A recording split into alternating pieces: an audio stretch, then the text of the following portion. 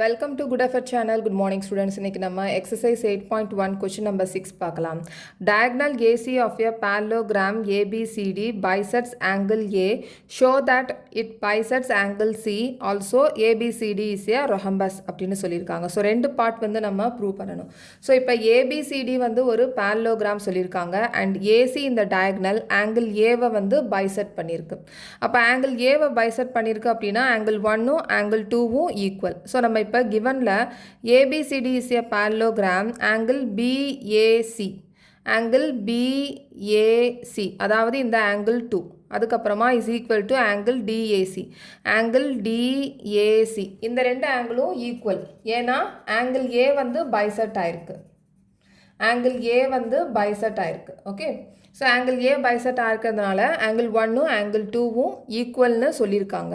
Okay, நமக்கு prove பண்ண வேண்டியது என்னென்னா இதே மாதிரி இந்த ஏசி வந்து ஆங்கிள் சியை பைசெக்ட் பண்ணியிருக்கு. அப்போ இந்த ஆங்கிள் 3யும் ஆங்கிள் 4ம் ஈக்குவல் அப்படின்றத ப்ரூவ் பண்ணணும். ஓகே, ஸோ டு ப்ரூவ்ல AC bisects angle C, angle 3 is equal to angle 4, இதை நம்ம ப்ரூவ் பண்ணணும். ஓகே, ஸோ இப்போ நம்ம எப்படி ப்ரூவ் பண்ணுறது அப்படின்றத பார்க்கலாம். இப்போ ஏபிசிடி வந்து parallelogram சொல்லியிருக்கிறதுனால இந்த AB parallel to DC.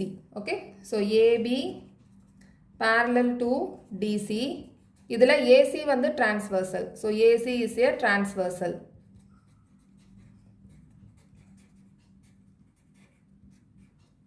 அதனால angle 2 is equal to angle 4. இந்த ரெண்டு ஆங்கிள்ஸும் equal. angle 2 is equal to angle 4 angle 2 is equal to angle 4.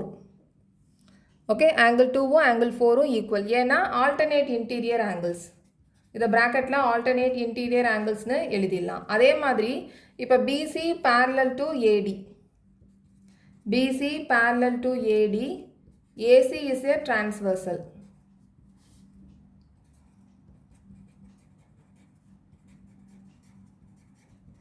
So அதனால் இந்த ஆங்கிள் 3யும் ஆங்கிள் 1ம் ஈக்குவல். ஓகே, அப்போ angle 1 is equal to angle 3, இந்த ரெண்டு ஆங்கிள்ஸும் ஈக்குவல். ஏன்னா alternate interior angles. Okay, so இதை நம்ம 1 போட்டலாம். இதை ஈக்குவேஷன் நம்பர் 1, இது ஈக்குவேஷன் நம்பர் 2. ஓகே, கிவனில் வந்து நமக்கு என்ன கொடுத்துருக்காங்க, angle 1 and it is equal to angle 2, இதை நம்ம இப்போ எழுதிடலாம். So angle 1 is equal to angle 2, இதை நம்ம 3ன்னு போட்டுக்கலாம். ஓகே, ஸோ இப்போ from equation 1, 2 and 3.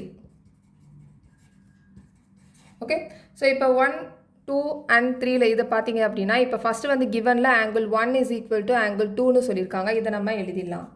Angle 1 is equal to angle 2.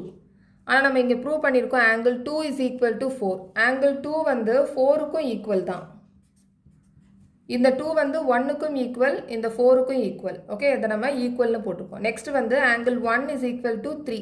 இந்த ஆங்கிள் 1 வந்து 2க்கும் ஈக்குவல், இந்த ஆங்கிள் 3க்கும் ஈக்குவல். ஸோ இப்போ 4 ஆங்கிள்ஸும் ஈக்குவல். இப்போ பார்த்தீங்கன்னா இப்போ angle 3 is equal to angle 4. Okay, so இப்போ நம்ம ப்ரூவ் பண்ண வேண்டியது angle 3 is equal to angle 4. இதை நம்ம அப்படியே தனியாக எடுத்து எழுதிடலாம். So angle 3 is equal to angle 4. இந்த ப்ராக்கெட்டில் therefore AC bisects angle C. So இப்போ நம்ம ஃபஸ்ட்டு பார்ட் வந்து ப்ரூவ் பண்ணியாச்சு. ஸோ நெக்ஸ்ட்டு பார்ட் பார்க்கலாம்.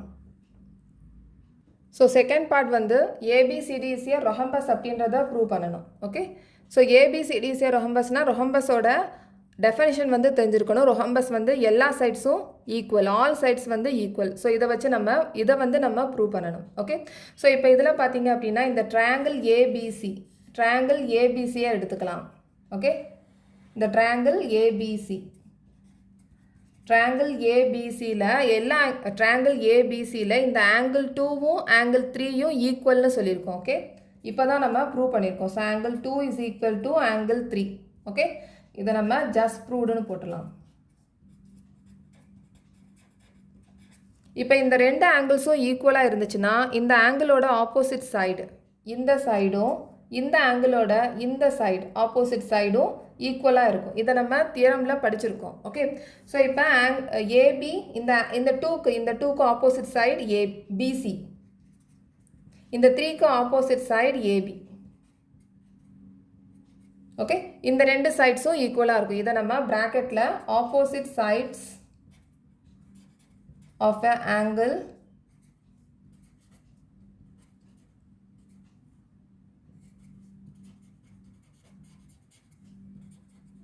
R equal, angles are equal. இதை நம்ம படிச்சிருக்கோம் முன்னாடி. Okay, so BC is equal to AB. Okay, so இப்போ ஏபிசிடி இஸ் எ parallelogram சொல்லியிருக்காங்க. So ABCD is a parallelogram.